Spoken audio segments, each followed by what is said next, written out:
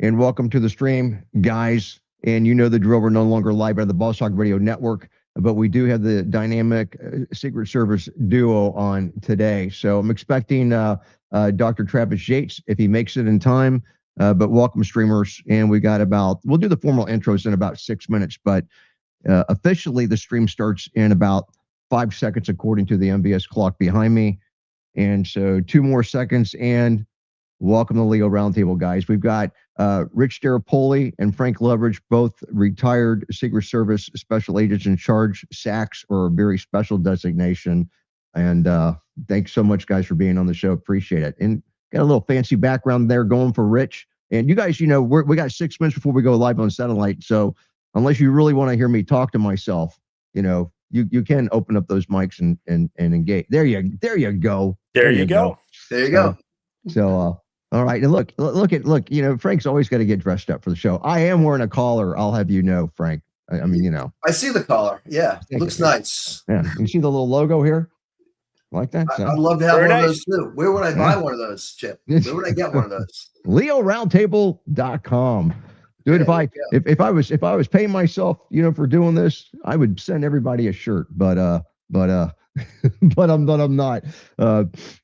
But anyhow, I'm hoping that we'll be a lot better funded after SHOT Show in January this month. So that's the goal. That's why I'm going earlier.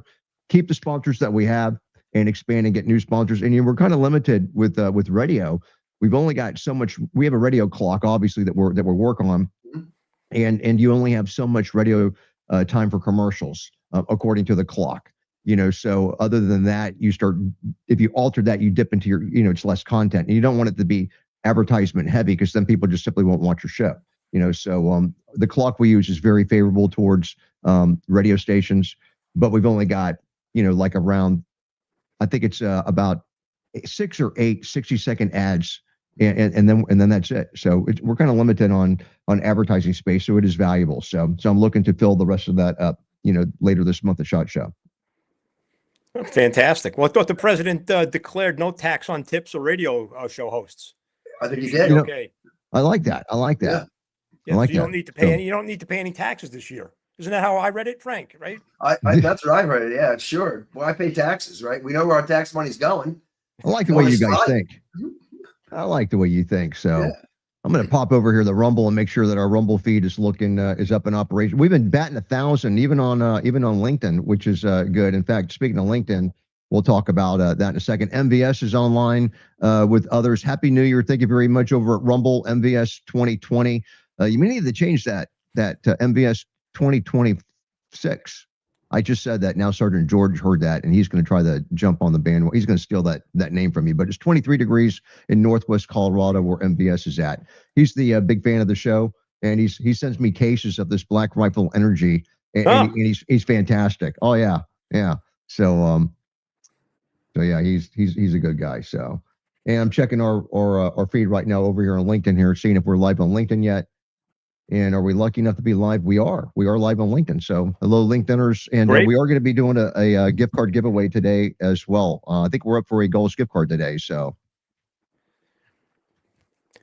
that's right. All right. So it's going to be a good day. We love it. Oh, it'll be a great day. I'd like to point out I'm actually coming live from the Somali daycare facility that I run in Minnesota. It's a Leering Center, isn't it? Yeah. What is the Leering Center? You won't see any kids because we haven't had any. No, we're having kids there. Yeah. I can't believe you actually went there. Wow. Yeah. Wow. Well, why not? All my money did. So Richie, the street name was actually misspelled as well. I don't know if you caught that. It was not only it was the Leering Center, and it was a street name that obviously they missed some letters. Yeah. Yeah. That's because the guy that made the signs was racist and anti-Somali. Of course. Yeah. Well, there you go. Why else? Right. Why else would that happen? Yep. Yeah. We got Arthur Johnson from Richmond, Virginia, 36 degrees. I just feel guilty because it's like, I think we're at maybe 60 right now in Tampa.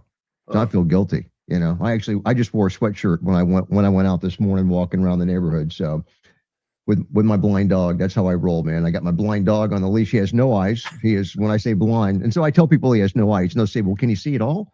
And I know it doesn't do great for the image of Florida people when they don't figure out that if the dog has no eyes, and then they're asking you, well, can you see it all? It's like, no, he can't. He has no eyeballs, So, yeah, but I walk him on a leash. Dog goes full speed. Trust me, to guide him and stuff. It's amazing. You would never know my dog is blind. You would have no clue. No, unless you stand in front of him while he's walking, then you'd find out. But yeah. Not sure what to say about that one. I'll give that one to Frank. Yeah, we little joke real quick. Said that my dog has no nose, and then someone asked me how does he smell, and I said awful. That's the best I can do with that one. That's good. Yeah. Well, it's the moral to the story for me at least is that for how devastating would it be for us to lose eyesight, right? And my dog, you would not. He's just happy-go-lucky. He doesn't. It's like he doesn't even freaking care. Now, it is true that their eyesight is not their first sense. It's like their third sense. Their sense of smell is like number one.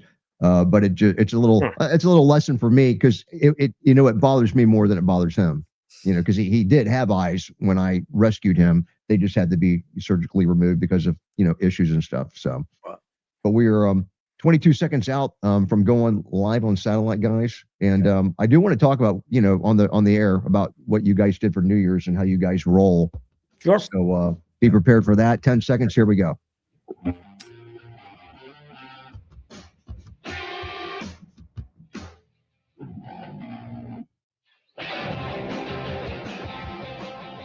All right, guys, welcome to Leo Roundtable at leoroundtable.com. 2026. My name is Chip DeBlock, and I'm your host. Happy New Year. Happy New Year's Day. I'm your host, and, we're a law enforcement talk show. We talk about today's news and issues, but we do it from a law enforcement perspective. Let me introduce the panelists. And, guys, if you don't mind waiting for the video portion of our show, we have two Secret Service special agents in charge, retired Rich Staropoli, Frank Loveridge. And look, these guys appear on network TV, but they don't let them appear together. And you're about to find out why. There's that movie with Will Ferrell, the shake and bake thing. I can't remember the name of it. What was it called? It's the shake. They stole the tag. You think that the tagline shake and bake came from the movie? No.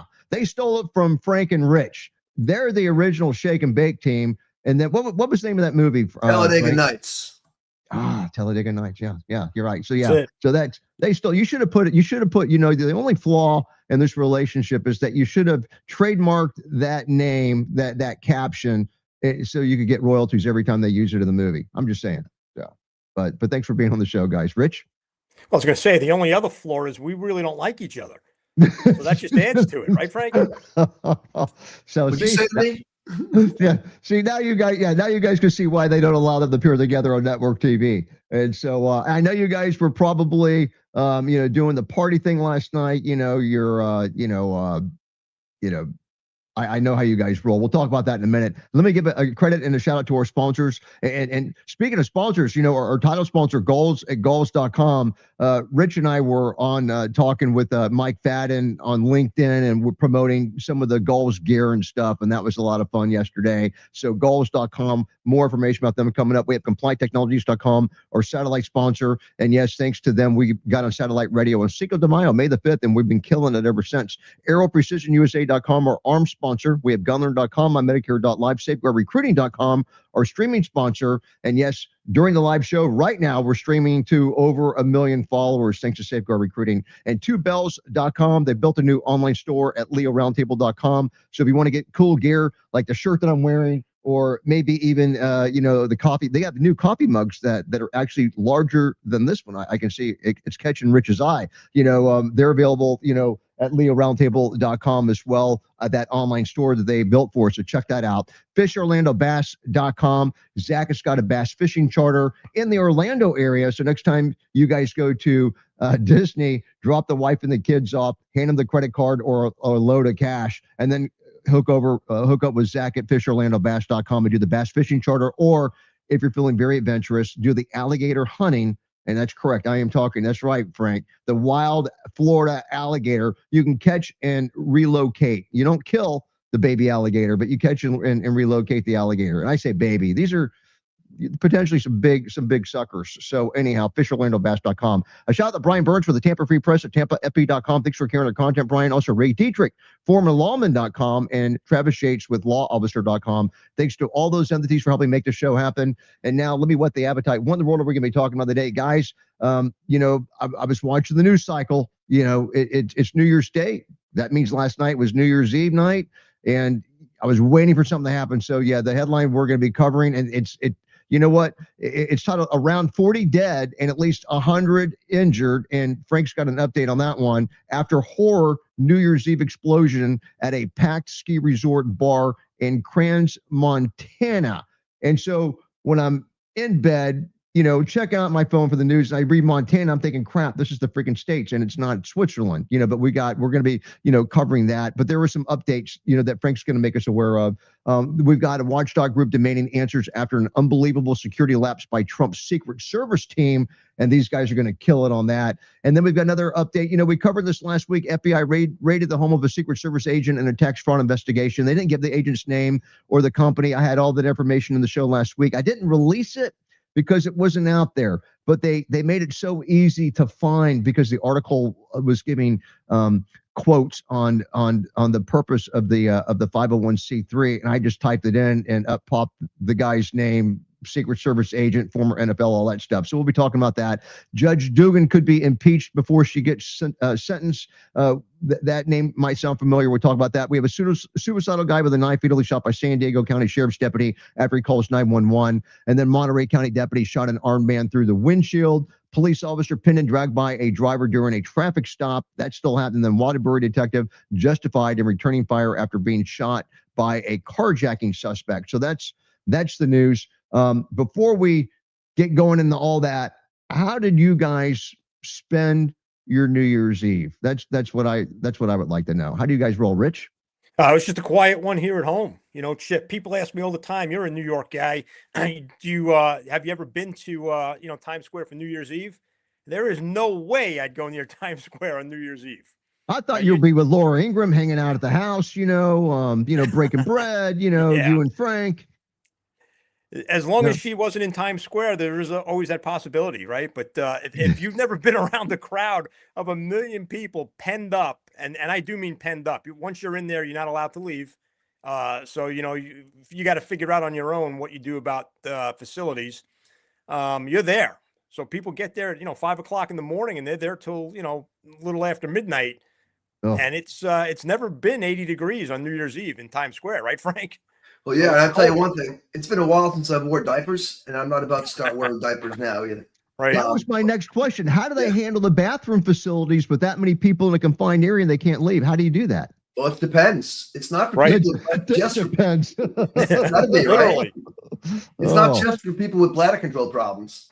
Well, we have a thing called Gasparilla here in Tampa, and it's a pirate invasion, and so we're there.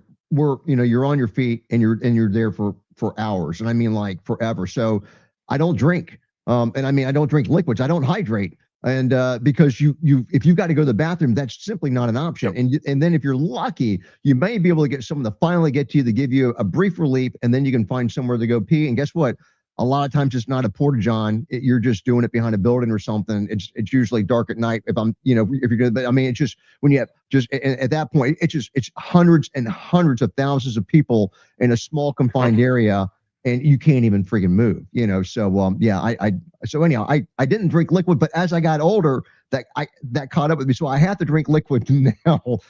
But back when you're young and you're not drinking, you're not cramping up. You're not like on the ground doing like this, which is what happens to me now if I don't hydrate, so I like the way you guys roll. That's smart thinking. I went to a local place right around the corner here, and my wife and I sat at the bar. We ordered food, had a couple drinks, met some people, talked to them, and it was nice. It was safe. Of course, I'm there looking at the doorway and stuff, but not a venue that would be attractive to people to do anything stupid at. So same thing here, Chip. Went out, had a nice dinner with the family.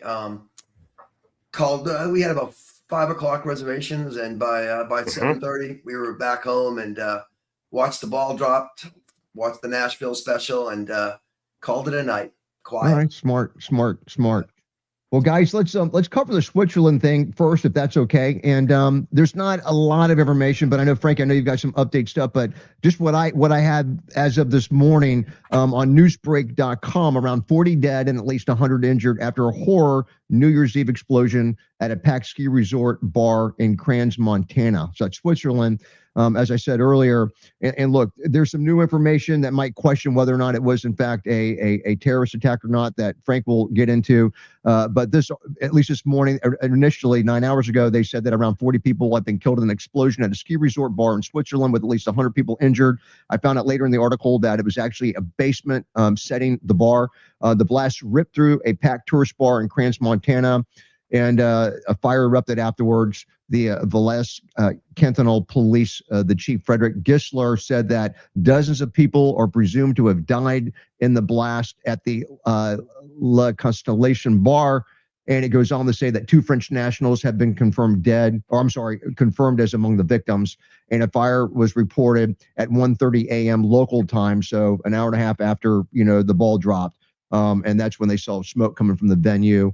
And we have an attorney general, Beatrice Palau, saying that, quote, there is absolutely no question of a terrorist attack, unquote.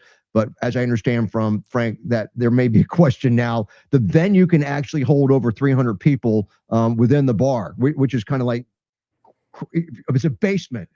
300 people in a basement setting. And if you're talking about a bomb in a basement, it's like, well, I mean, the picture that I'm getting, it's not pretty. They had 10 helicopters, 40 ambulances, 150 emergency responders. The hospitals, the venues are full. Burn victims, they're telling people don't even use emergency services because we are like past capacity. So that said, Frank, I know you have an update, and Rich, I know your mic's open too. We got 54 seconds before we take our first commercial break. Go ahead, guys. Yeah, Chip, there's really not a lot of information out there right now. They're still trying to determine whether it was an accident or a terrorist attack. So I would say that I think an investigation needs to be done. But the reports that I'm seeing right now on Reuters, which are only 2 hours old, and other news agencies and open source are saying that it is unknown right now the cause for the fire and explosion. So I think we have to table this for now and let the investigation take place. But I would tell you, obviously, it's very suspicious, and also that statement that was made earlier, I think would definitely lead you to believe that we need to take a good look at this and get this thing solved. Well, perfect timing, Frank. Time for our first commercial break with Gauls. We'll be right back.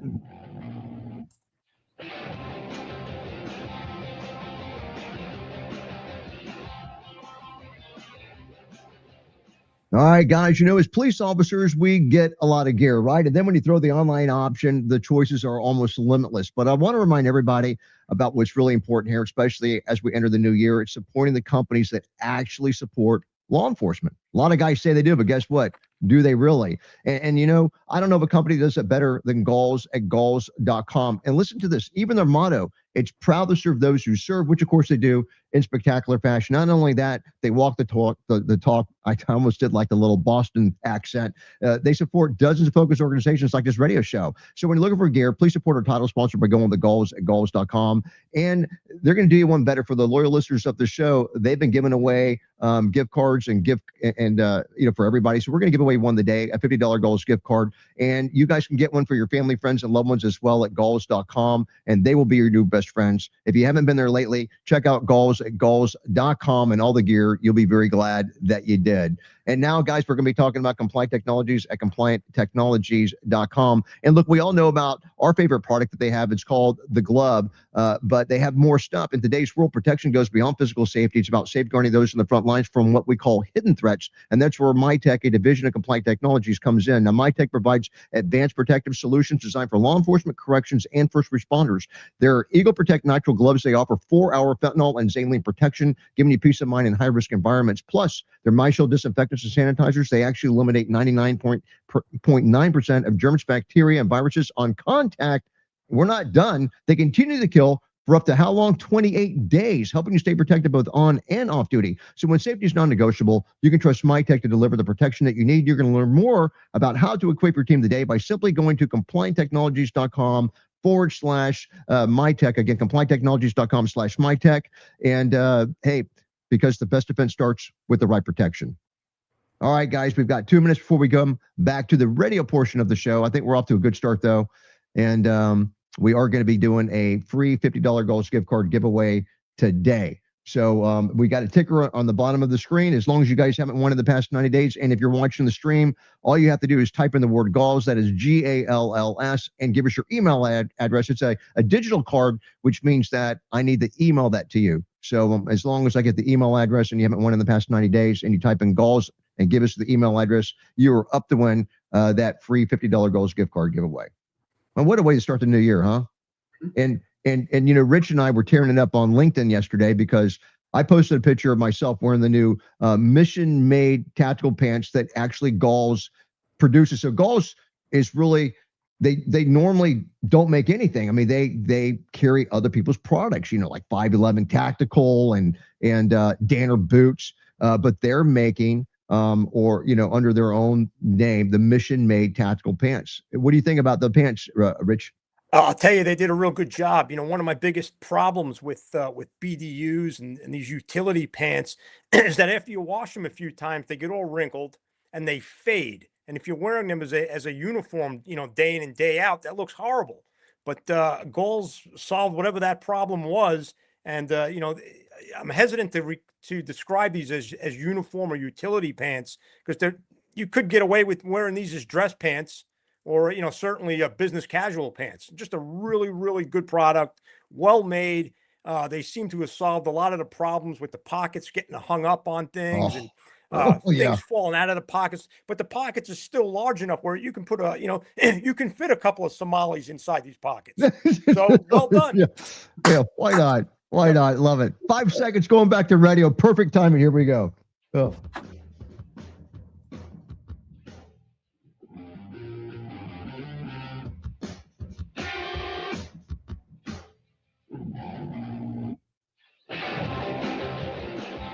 All right, guys, and welcome back to Leo Roundtable at leoroundtable.com. My name is Chip DeBlanc, and I'm your host. We're joined by former Secret Service Special Agents in Charge, Rich Staropoli and Frank Loveridge, the dynamic duo, the Shake and Bake team. And, of course, you guys get to witness, you know, firsthand, live, why the networks don't let these guys on together. So thanks so much for being on the show, guys. We've been talking about, you know, I'm going to say explosion for now that happened at a you know, at a crowded ski resort bar in Switzerland, a basement bar, and Frank just gave an update on now. There seems to be a question whether it really was a terrorist attack after the AG over there kind of confirmed that it was. So we're gonna, you know, it's not unusual when these things happen. There is some misinformation that gets out there. It's just, you know what it is? It's the human factor. There's humans involved in this.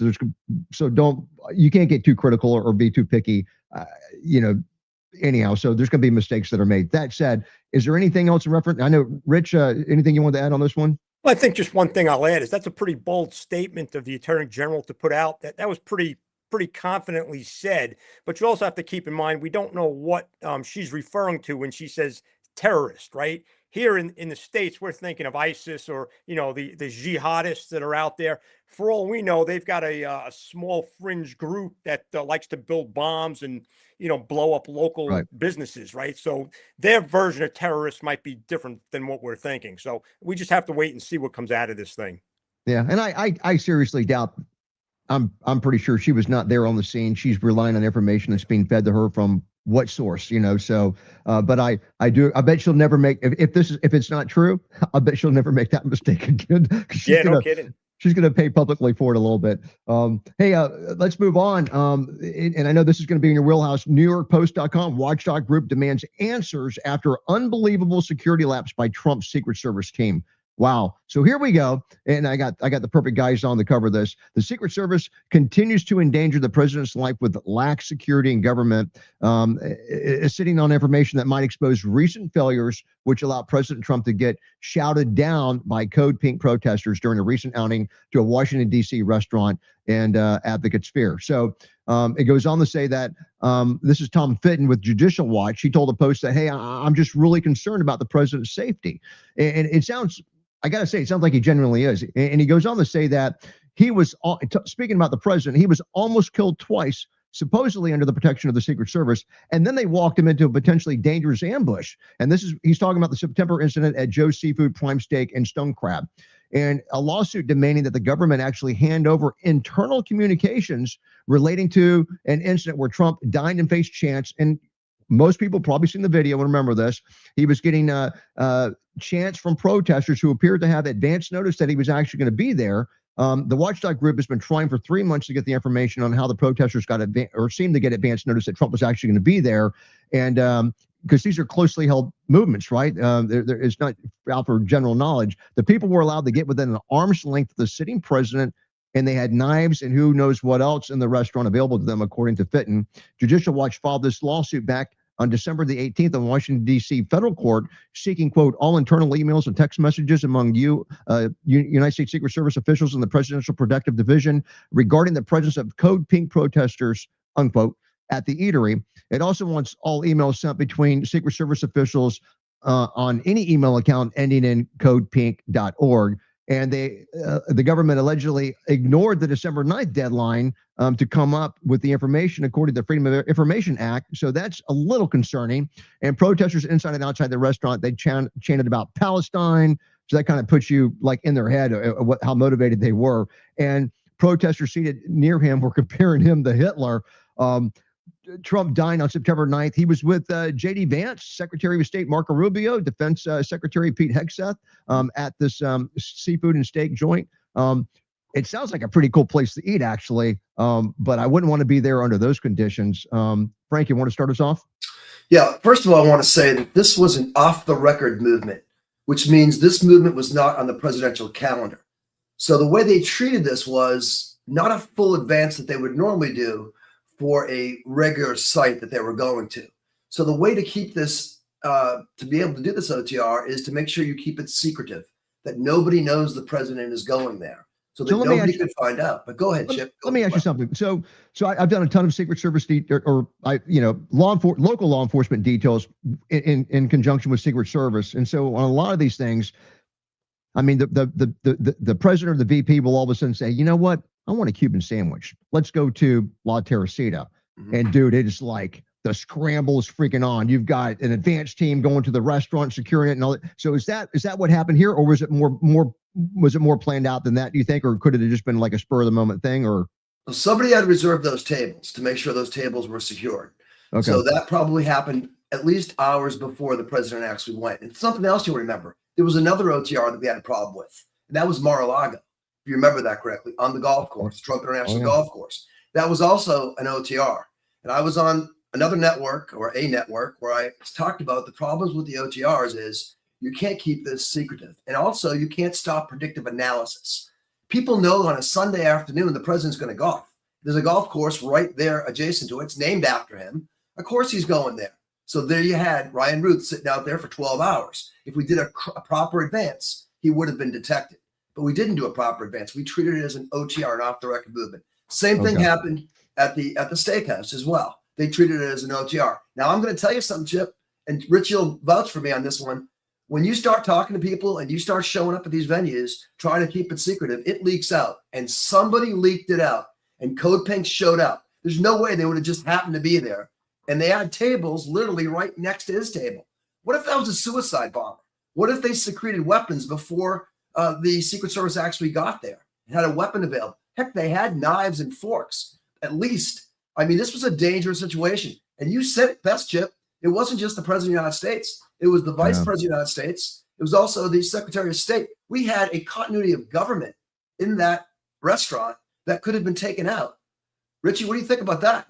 Well, I think you're absolutely right. But, let's back up a little bit here, right? This speaks to the leadership of the Secret Service.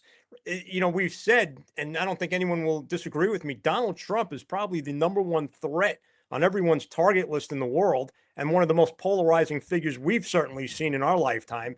How do you treat this guy as a former president, let alone allow him to operate under the conditions of an off-the-record movement? It's just a total breakdown in communication. Stop the OTRs, period. Right. Thanks, guys. Time for a second commercial break. Stick with us. We'll be right back.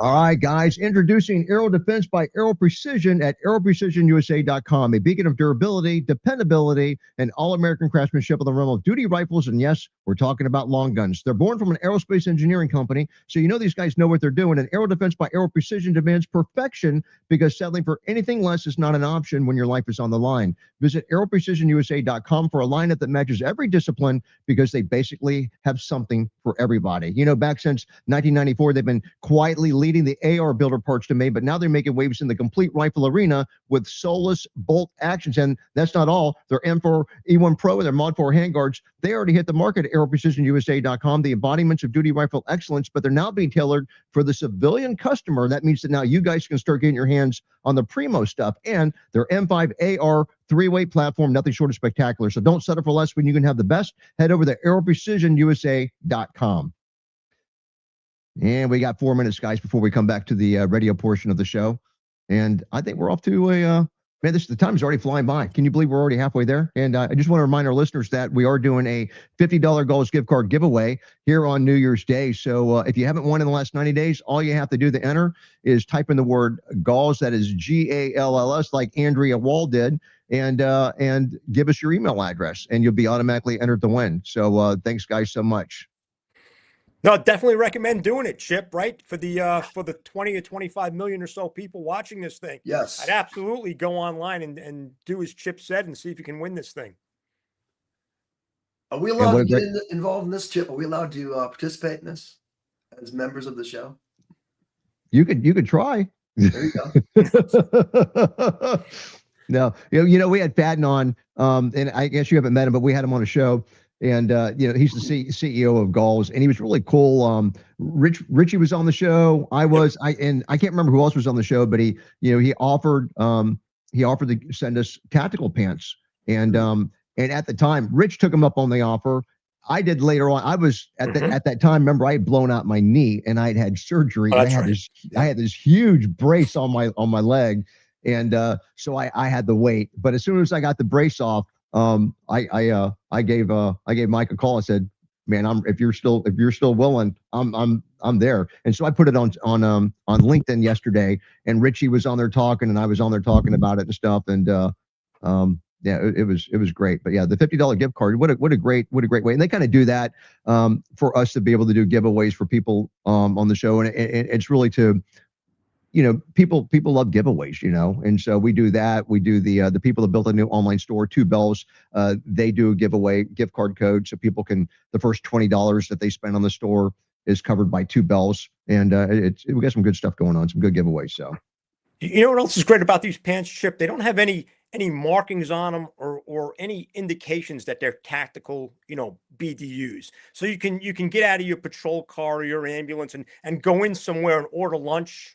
Right. And you're not giving away who you are or what you're doing because of what you're wearing. Right. It's almost it's a really upscale tactical pants. They did a good job making these things. Yeah. You know, I like the fact that the pockets have the flap over, because I always worry about snags and stuff. They have a special pocket for knives, cell phones. But you know, I like to carry knives. And matter of fact, I can hook you guys up. I have 2 knives from a knife company, and I can hook you. I'm going to hook you guys up. I'm gonna get your addresses at the end of the show. Right. Remind me, and so that I can hook you guys up. And I think you guys will like these. So and give me super. You can use them on the show as long as you know, maybe, you know, the advantage to me is that if you guys cut yourselves on the show playing with the knife, my hits go up. So it's good for me. Yeah. So, great. So help me help you is what I'm saying. I sent one to Chief Joel Schultz. He sends me a picture. He slices his hand open. Yeah. So you got a lot. He watches the show a lot. So hopefully he's not watching now. So yeah. Well, I'll be sure and carry it when I go alligator hunting on my fan boat in Florida. Yes. There you go. I want to go with you, Rich, on that one. Oh, hey, I would never go alone. Take pictures, man. I want to get pictures of you and Zach doing the alligator hunting, you know, or the bass fishing. You know, that would be great. You know, the hardest part about alligator hunting and wrestling is getting those bikinis on them, and that's the hardest part, I think, as far as without getting bit. Well, the alligators don't like to wear clothes to begin with. No, so it's a problem. That's the problem. They move slower and they like the warm weather. They sun themselves on the, out there on the beach on the side of the ponds and stuff. But here we go. Radio.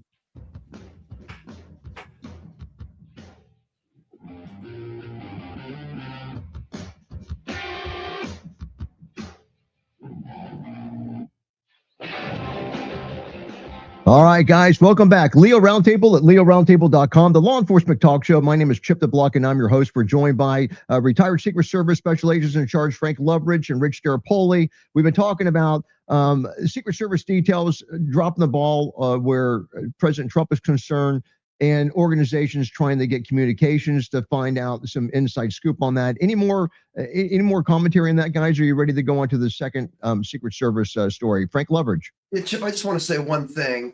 I am not pointing a finger at any Secret Service agent that blatantly let this information out that caused this disturbance. I mean, I know that's been, they're looking at email messages and text messages. They're trying to get that from a FOIA request on the agents. I'm not saying that could happen, but I would just say these OTRs, we have to stop doing these because the information does get out, whether it's leaked out inadvertently or whatever, but it did get out. It could cost the president his life. So let's put an end to it. Yeah, good. I love learning new things, and there was some I've learned quite a bit already on the show, on today's show. So thanks so much for sharing that with us. Rich, final words. Well, I think the other problem that I have is the laissez-faire attitude of the Secret Service, management in particular, following all these incidents. It's almost as if, as every incident unfolds and something else happens, they just say, yeah, okay, no big deal. And they just move on and carry on as business as usual. To include not answering these FOIA requests. What do they think? This is just going to go away? But, they don't seem to act on anything, Frank. And that's a big problem here. Well, are you guys ready to move on to the next Secret Service one? Sure. Oh, yeah. Why not? We got another one. Sure. I'm just trying to think, would we even have a show if it wasn't for the Secret Service? I'm just wondering, would we? Do you think? We wouldn't be on it. We'd have nothing to talk about. Right. All right. So, hey, the postmillennial.com. So look, this is you guys. I'm relying on you guys to provide some updates to this. We had previously covered this, but at the time it was breaking news last week. The FBI raided the home of a Secret Service agent in a tax fraud investigation. Just kind of refreshing everybody's mind. It was originally Real Clear Politics is where I heard about it from. Thanks to Rich gave me that source. And I'll tell you, I've been getting some great stories from them. The case involves millions of dollars in donation as well as grants, and the raid took place on around December the 8th. Multiple sources told the outlet that the fraud scheme, it was linked to the agent, and the official accepted donations to a charity that claims to support inner city youth as well as to domestic violence victims. The Secret Service agent is on unpaid administrative leave, according to the article, and has been stripped of a security clearance. Ouch, according to the outlet. But the agent, they said, at least at this point in time, had not been arrested. And in addition to the fraud charges, the Secret Service agent, they said, could face internal insider threat allegations over poor judgment. And it kind of goes on and on. The agent in question currently served on the Vice President J.D. Vance's detail, and was started. I guess he started that previous to the Trump administration, and it kind of goes on from there. There was enough stuff in there to give me the name of his. He's actually got two 501c3s, and his name, former NFL player, according to my sources and stuff. So any new information that you guys are aware of in this, it is a little alarming. I know that when I was looking at the 501c3s, what became very apparent to me was I was just trying to look and see if there was going to be a white person listed on the board of directors, and I finally found an Asian, and I think I found one white female, and everybody else, was black. And only reason why it stuck out, so many people talk about, diversity. I think you should get the best people for the job, not regardless of, race and sex and stuff. But I got to admit, when I was looking at the charity makeup, that was the first thing that I noticed. Frank Loveridge. Just real quick, I want to say that, first of all, I had two assignments in the Office of Professional Responsibility as an inspector. And when someone has their clearance revoked and is put on unpaid leave, there's something there. So the internal investigation there has something been identified to legitimize these complaints that are being made. Now, once again, they are still alleged, but I also saw something that was very disturbing, that there were other agents that were donating and might have gotten paid back as part of salaries, which is something they're looking into as well.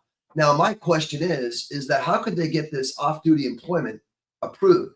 He's on the vice president's detail. You don't think he's busy enough protecting the vice president of the United States that he could do a part-time job or work on a part-time effort like this? Yeah, it sounds like a great cause, but now you're seeing, when you're starting to peel back the onion, that there's more to it than that. And another thing I want to say, and I know Rich is going to jump right in on this, is that he was all over social media. I looked at his social media profile. This should have been caught. Someone should have seen this. He was grandstanding on social media. This is a person who is responsible for the life of the vice president of the United States, who's out there. Rich will tell you, we didn't even have LinkedIn when we were agents. When you're on the detail, you had no social media. You didn't get involved in it. You didn't get your name out there. You stayed below the radar. This guy was above the radar at all times. Terrible. And they should have known this. Supervisor should have known this. He should have been called in, and it should have been put to rest. He never should have been allowed to be a part of this charity organization, in which allegedly he's made a lot of money and tax benefits from that. Go ahead, Richie. Yeah, but this whole thing reeks of scam, similar to the BLM movement or a pyramid scheme, right? Look at this guy's LinkedIn profile, right? It's ridiculous what's going on there, and the fact that he claims that by using him and his accounting techniques, he can save you 80% of your taxes. Are you kidding me? Who in their right mind would even think about using this guy? Yet other Secret Service agents were doing this. This is absolutely ridiculous. You know, there are two federal agencies, and I think Frank will agree with me, that are absolutely terrifying and that you would never want to have set their sights on you. One of the postal inspectors, because if you have a house full of mail and it doesn't have your name on it, you got a big problem. And then two, it's the IRS, because when they come after you and they set their sights on you, going to jail is the least of your problems. They will seize everything that you own, right? But this guy's running wide open. Nobody shut this down. Apparently it's been going on, you know, since the day he was hired. You know, how is this allowed? But it just speaks once again, you know, is anybody running this show at the Secret Service? And it just doesn't seem like it. So the answer then, because this is not the first story we've had. You think there's an opportunity for a change at the top? I think there's always an opportunity to change at the top. The problem is, look, the president, and we've had this discussion before, is very comfortable with his pick, Sean Curran, right? He feels very secure in having him there, particularly in light of what Sean did, you know, following the shooting in Butler. But as I've said, I think the mistake that was made is that Sean Curran should never have been appointed director of the Secret Service. He should have been left in place as the agent in charge of the Presidential Protective Detail. That would have given the president a much greater level of comfort, because he would have had the opportunity to see Sean and interact with him, you know, 24 hours a day, 7 days a week. But the guy has proven, and from the people we've spoken to in the field, he has proven he's just not up to running a multi-billion-dollar organization and putting that place back on the right track. And you know, proof is in the pudding. We've been here a year now, and we haven't seen anything change. If anything, it's gotten worse. Hence all these stories that are coming out.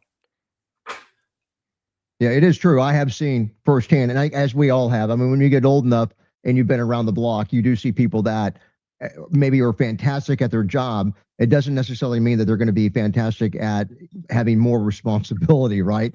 I've seen fantastic detectives, but they were only good in that role, and getting promoted past that point, they utterly failed. And I get what you're saying. Hey, when you have guys sitting in a lawn chair on First Avenue during the United Nations General Assembly, falling asleep and leaving an M4 unsupervised while they use the men's room, because there's no fear of repercussions. There's no thought about, this is no big deal. What does that say about the level of respect between the headquarters management and the troops in the field? It tells me there isn't any. Good point. Well, guys, are you ready to go to our first story with the video component? Sure, bring it. All right, let's see. We got about 1 minute and 50 seconds before we take our next commercial break, but we haven't had a video story yet, so let me hop on this one. At rumble.com, our favorite law enforcement video channel called This Is Butter, we have a suicidal guy with a knife ends up being fatally shot by a San Diego County Sheriff's deputy after he called 911. So the bad guy called 911. We're at a place called Imperial Beach, California. Cool name. The San Diego County Sheriff's Office, they released this video, deadly deputy involved shooting that occurred at Imperial Beach on December the 21st. So the body cam footage shows the moment a San Diego County Sheriff's deputy shot and killed a guy identified as a 51-year-old named Gary Gates. He had reportedly approached deputies while wielding a knife. And the incident happened about 1:30, so the middle of the afternoon, Imperial Beach. There was a festival going on. The deputy was working there at the time, and Gates, our bad guy, speaking with the deputy. His name is Maxwell Hammond, and so Deputy Hammond tells Gates, "Hey, back up."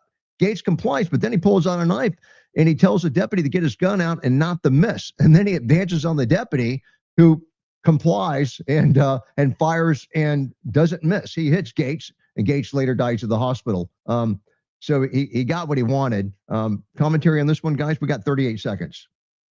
Whoever wants to take it first. So I see a mad rush for the open the microphones. Looks like Frank's going to win this one. So go ahead, Frank.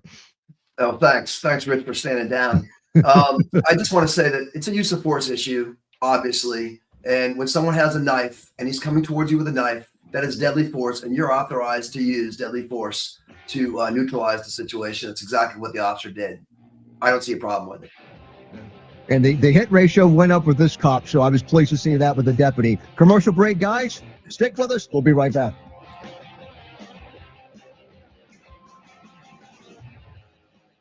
All right, guys, it's time to talk about GunLearn at gunlearn.com. And you know, as law enforcement officers, we deal with guns every day, but it's what we don't know about them that gets us into trouble. Injuries, civil lawsuits, accidental discharges, misidentifications, lost prosecutions, and disciplinary issues. But gunlearn.com, they have your back. You can quickly become extremely firearm knowledgeable by simply learning 14 training modules from the convenience of your home or your office, or by attending a live seminar at gunlearn.com. You can also become a safe, accurate, and competent certified firearm specialist like our very own Captain Brett Bartlett and also attorney Ken Afianco. Now, the course has had huge success in raising the bar of firearm knowledge, and GunLearn has been a trusted source since way back in 2011 by gun manufacturers, federal agencies, forensic organizations, and police departments nationwide. Now, the founder, Dan O'Kelly, has got a deal for you if you have your own agency. If you're a chief or a sheriff, you can host a seminar for absolutely no cost. It's an amazing opportunity. You go to gunlearn.com to get more information. Again, that is gunlearn.com.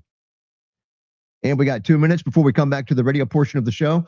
And guys, I'm going to scan and see whether we have a winner for the Galls gift card giveaway. So let me see what we've got real quick here. And again, I've got on the ticker there, if you guys typed in the word Galls, that is Galls. We used to call it Galls Law Enforcement Supply, but they're just so big now. They carry pretty much everything but guns and ammo. And I'm just kind of scanning here, and I think I have a potential winner, but I'm just double checking here. And I'm back over here in Rumble, and I'm going to hit LinkedIn next. I see Bill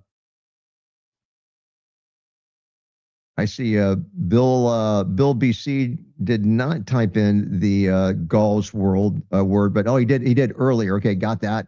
And all right, so I see all the people that have entered the contest, and let me let our software do the trick here. And let's see what we got. And we've got our winner is Andrea Wall.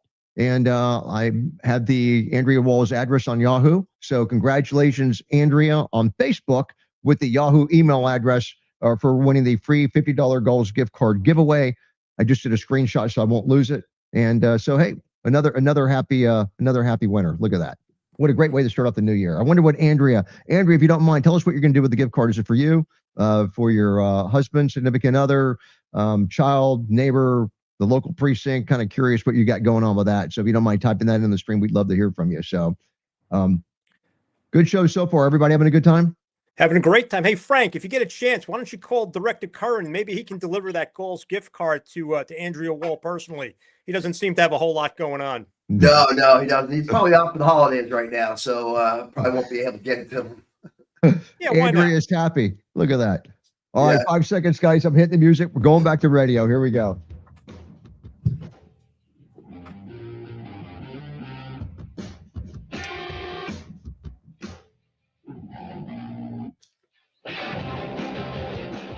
All right, guys, welcome back. Leo Roundtable at leoroundtable.com, the law enforcement talk show. My name is Chip the Block, and I'm your host. We're joined by Secret Service Special Agents in Charge, retired Frank Loveridge, Rich Staropoli, and thank you guys so much for being on the show. Man, you guys have been just knocking it out of the park with these Secret Service stories, and I mean, you know, it's good and it's bad. You know, I mean, it's unfortunate we have to cover the Secret Service, but it's good that we have you guys to do it. So, I mean, you know, we get the inside scoop.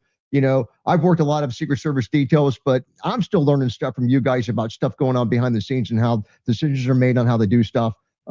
It's great. So I love having you guys on the show. We just covered this last story where it was pretty much suicide by cop. And our deputy, he was told by the bad guy, get your gun ready and don't miss. And of course he pulls out the knife and he advances on the deputy. Any more commentary on that? And if not, we've got a couple of stories on hold. We can either cover the update article, and that's the one involving the Judge Dugan could be impeached, they say, before she ends up getting sentenced. Or we have another, we have some other videos, but we have a Monterey County deputy that ends up getting deputy shot an armed man through the windshield. We can cover that one next. So your choice, guys. What is your preference? If you guys have one there, Rich. Hey, let's go after the judge. You want to go after the judge? Oh, that fires me up. These crazy judges, absolutely. Well, I haven't used the source before, but hotair.com is the source. All right. So I'm being upfront about that. Every once in a while, I'll get caught with my pants down on a source. But until I hear something bad about the source, it looks like it's a legit article. Judge Dugan could be impeached before she gets sentenced. So in this article, Judge Hannah Dugan, and if the name sounds familiar, you don't know her, you will in a minute, was convicted nearly 2 weeks ago of one felony count of obstruction. And according to our author, now this is written by John Sexton.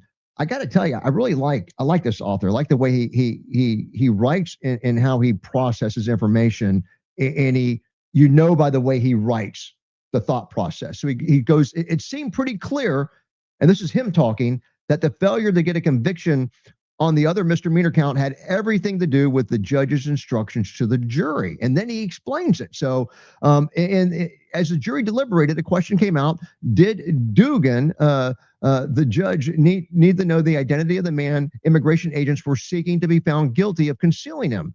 And the judge responded yes, that she had the know. And so the jury voted to acquit her on that particular count. But then he goes on to say, as the jurors munched on pizza, another question came out. And it was the same question as the first. Did Dugan need to know the suspect's identity to be guilty of count 2? This time, the answer was different and more vague.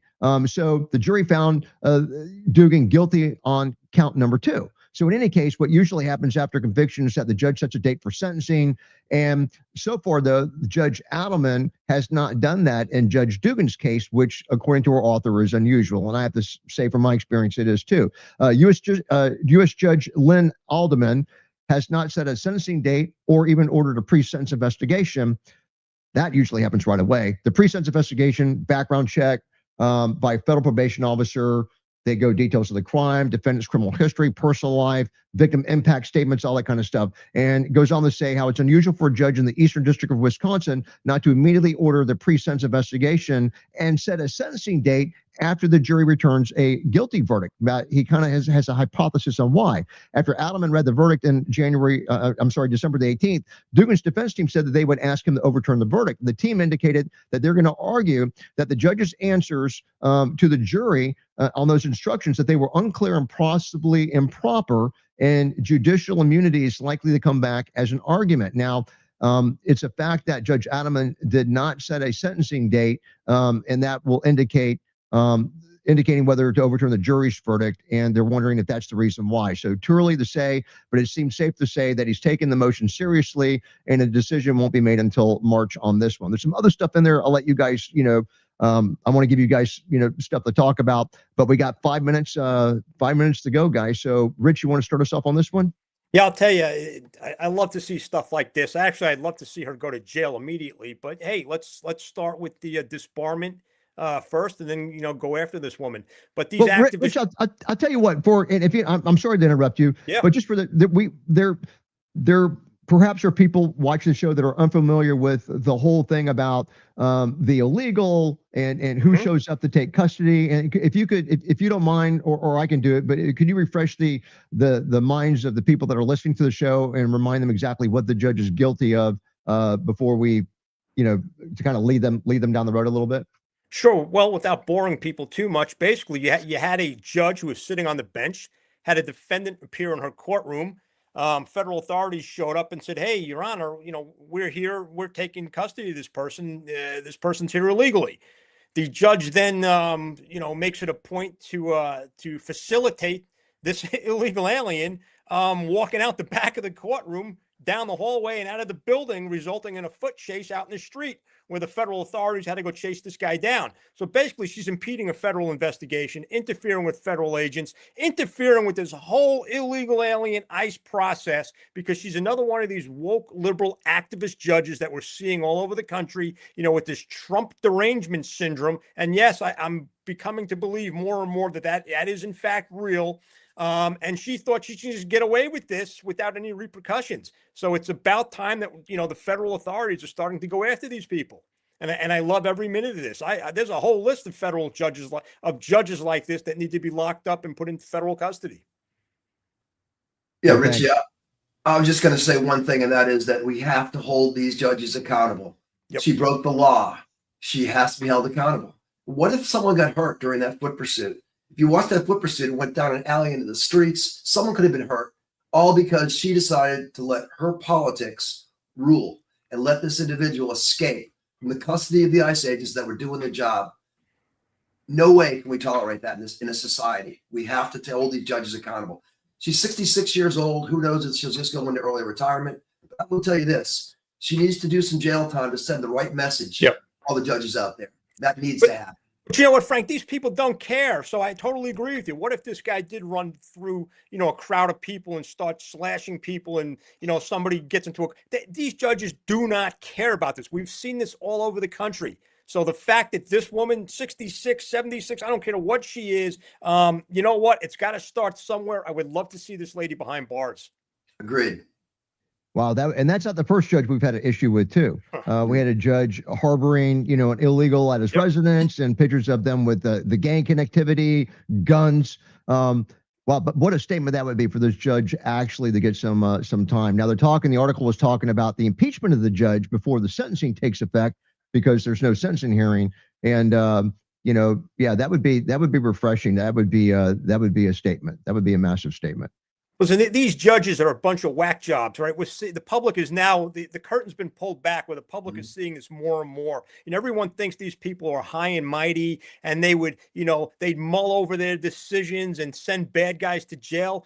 As a matter of fact, it's just the opposite. Most of the time, they're releasing bad guys back out into the public to continue to do these things over and over and over again with very little repercussions. The public would be amazed, and you can do this, right? Federal courts are open. You can just show up if you got nothing to do and watch a proceeding and see what these judges are all about. You will be amazed at the thin line between a federal judge and a mental patient, right? It's unbelievable what goes on in these courtrooms and on the schedule. You want to talk about a waste of time and money? These people show up on the bench when they're damn good and ready to show up on the bench. They'll think nothing of keeping a room full of, law enforcement officials waiting, and the public, for hours until they finish their ham sandwich and they're ready to sit on the bench.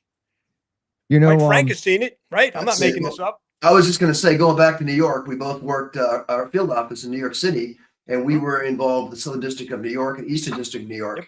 And we had some judges that were literally, I would say, borderline.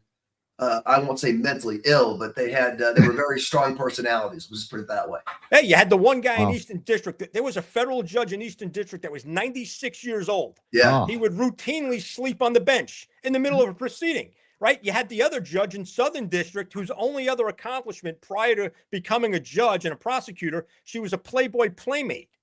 You tell me what's going on here. This is ridiculous. And not to mention this Judge Boasberg that presided over the Trump proceeding. Horrible.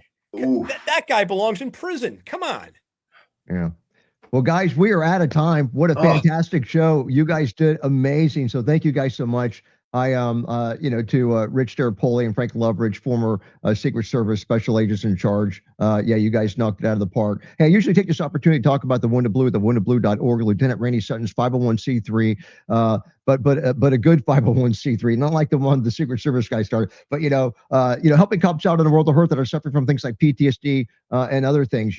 He's not helping you save 80%. On your taxes, on your tax returns either, but then that's why I support them monthly, because I'm not worried about getting embarrassed by supporting them like I would BLM or some other people that have got egg on their face from supporting other organizations. So, and guys, don't forget about our sponsors as well. Gauls.com, CompliantTechnologies.com, AeroPrecisionUSA.com, Gunlearn.com, and Medicare.life, Safeguard Recruiting, 2 Bells and Fish, OrlandoBass.com. Thanks for watching the show. We'll see you guys back tomorrow, 12 noon Eastern. And we're going to keep the show going for another minute and a half just to keep the satellite company happy. I know that we have a question for Rich and for Frank over here on Rumble. So let me run back to Rumble. And I think it was Bill BC that asked the question. And basically, I don't see it, but the question was, how long does it take to get a presidential detail, I guess? Oh, here, okay. Ask Frank how long it takes to get a presidential detail. That was from Bill BC on Rumble. So I think the question is, how long are you on the job as an agent before you go to the president's detail? Is that correct? I suspect that's what it is. Okay, so what happens is it changes based on the needs of the service, but it's usually between 5 to 6 years, generally speaking. I know that back when George W. Bush was an avid runner, we got some people there earlier than that were runners to be able to run with him. But normally it's between 5 and 6 years. So you start off in the field office, you do your investigative work, and you supplement the protective mission. And then eventually, after doing that for quite some time, you'll go to protective detail training, which they'll assess you at that point and decide which detail you're going to, with the president or the vice president's detail, or former. All right. Excellent. 5 to 6 years. Yeah. Well, guys, any final words to the listening audience? You've got a million plus potential followers that you're getting your message out to right now. So any final words, any advice on forming new 501c3s or anything like that? Doing taxes? Well, I'll say two things. One, listen, if any accountant comes up to you and guarantees you that he can save you 80% of your taxes, you probably want to look twice at that guy, right? I don't know if I'd randomly use that guy. Second thing I'll point out, listen, it's a new year, new opportunities out there. A good opportunity to remind people that you continue to be careful out there as we go through the new year. And Frank, I think you had some advice for opening up daycare centers. Yes, Leering centers, I call them. But no, definitely, it's a great way to make a lot of money. You don't even need kids. You just need some funding from apparently not. Apparently not, yeah. Yeah, you just need to have taxpayer dollars pumped in through the government and then into the state. The state gives you the money, and there you go. You can buy a Porsche. You can buy some places in Nairobi. You can go to Turkey and buy some real estate. Beautiful beachfront stuff. It's amazing. Well, plus Somalians don't need a whole lot. You can put 30 of them in your basement, toss in a head of lettuce, and you don't have to feed them again until the spring. You better be careful, Rich. You're going to have people hitting your house right now looking for those Somalis down in your basement, but that because the blue screen back there is not going to hide them. Would they exactly? Now, would they fit into a basement in Switzerland that can hold 300? I think you could get more than 300. 300? Are you kidding me? Yeah. I could put 5,000 of them in there. Oh yeah, they're not very big. You guys, hey, streamers, thank you guys so much for watching the show. Betty Dunn, I see that you're still with us and watching the show and supporting us. Thank you so much. All the people that are watching on Facebook and YouTube and Rumble and LinkedIn, thank you guys so much. You guys help make the show a success. And just as a reminder, we do have our online store at leoroundtable.com, our website, and the gear like the shirt I'm wearing. The prices are, we're not making a dime off of anything. The prices are rock bottom. So we don't make a cent. We're just trying to get our gear out there. So if you're interested, coffee mug, shirts, hats, all kinds of stuff, go to the store and wear the gear and spread the word about the show to help us grow. And we appreciate it. And also, if you guys are going to SHOT Show, let us know. We are doing, and I will break the seal. In fact, Rich and Frank may be hearing this for the first time. So we are doing a special with Compliant Technologies, our satellite sponsor. And, Jeff Nicholas is the CEO of the company. And so we are getting panelists that are going to be at SHOT Show. They're going to volunteer to get gloved. So the glove is going to be applied to them. I am going to be one of those. And so we are going to have a landing page on a Wounded Blue website. And you're going to be able to make donations to the Wounded Blue in the name of a participant, a panelist that's going to get gloved. And so the panelist that stays the longest, that resists the glove for the longest period of time, in other words, the glove is going to be applied to him longer than any of the other panelists, that guy wins. And also the top person that donates to the Wounded Blue in his name wins as well. What do you win? Right now, it looks like it's going to be a pair of gloves. Now, don't get too excited because they can only go to like an agency. They can't go to the individual. Even individual obviously can. So you can donate those to your agency. I mean, if you were active and working, I suspect that you would be wearing your new gloves, but they have to be, technically they have to go to the agency. And if you're a civilian, you would be able to donate them to your former agency or the agency in your area, whatever. But that's the way that it would work, and that's the way it's looking right now. So more information as we get closer to SHOT Show. We're about 3 weeks away.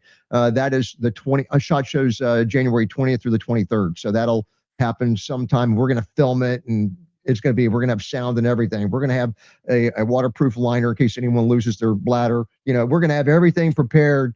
You like that, Rich, didn't you? So we're going to have everything prepared. So stay tuned for that announcement. Patrick Prescott, thank you so much for watching the show and for the well wishes. Hope everybody has a wonderful, safe day. We'll see you guys back tomorrow, 12 noon Eastern. And I'm going to let the streamers go. MVS, take care. Clock's working great. Don't send the 65-inch TV, please. My wife will kick me out of the house.